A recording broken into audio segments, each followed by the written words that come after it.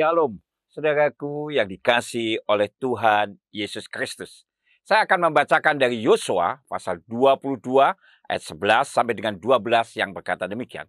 Lalu terdengarlah oleh orang Israel itu cakap orang. Telah didirikan mezbah oleh Bani Ruben, Bani Gad, dan suku Manase yang setengah itu. Mezbah menghadap ke tanah Kanaan di Geliot pada sungai Yordan di sebelah wilayah orang Israel. Ketika hal itu terdengar oleh orang Israel, berkumpullah segenap umat Israel di Silo untuk maju memerangi mereka. Saudaraku yang dikasihi Tuhan, ini adalah sebuah gosip yang menyebar sampai kepada orang Israel di tanah Kanaan tentang apa yang dilakukan oleh 2,5 suku Israel lainnya yang berada di seberang sungai Yordan, yaitu suku Ruben, suku Gad, dan setengah suku Manase. Bahwa mereka telah mendirikan sebuah mezbah, dan itu membuat orang Israel mendengar kata orang yang berkata bahwa, wah, ini sangat berbahaya sekali. Karena mereka telah mendirikan mezbah yang berarti bahwa mereka itu menyembah Allah lain. Dan kalau itu yang terjadi, maka bukan hanya 2,5 suku itu akan mengalami kebinasaan, tetapi 9,5 yang lainnya juga akan mengalaminya.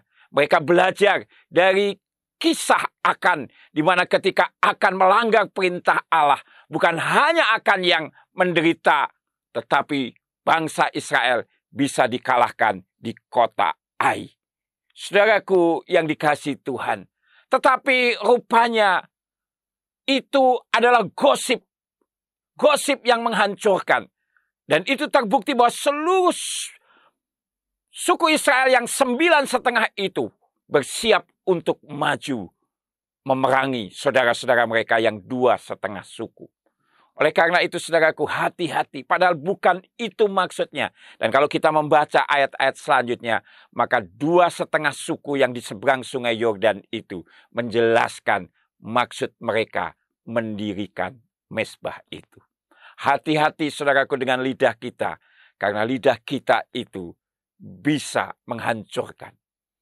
Dalam Yakobus 3 ayat 5 dikatakan, demikian juga lidah, walaupun suatu anggota kecil dari tubuh, namun dapat memegahkan perkara-perkara yang besar. Lihatlah betapapun kecilnya api, ia dapat membakar hutan yang besar. Lidah kita bisa seperti api yang walaupun kecil, tapi dapat membakar hutan yang besar. Jadi hati-hati dengan setiap perkataan kita. Biar kita mengeluarkan perkataan yang benar, bukan gosip, apalagi gosip yang menghancurkan. Biar setiap perkataan kita senantiasa memuliakan Tuhan. Haleluya. Amin. Jika saudara diberkati, saya bisa subscribe dan bagikan.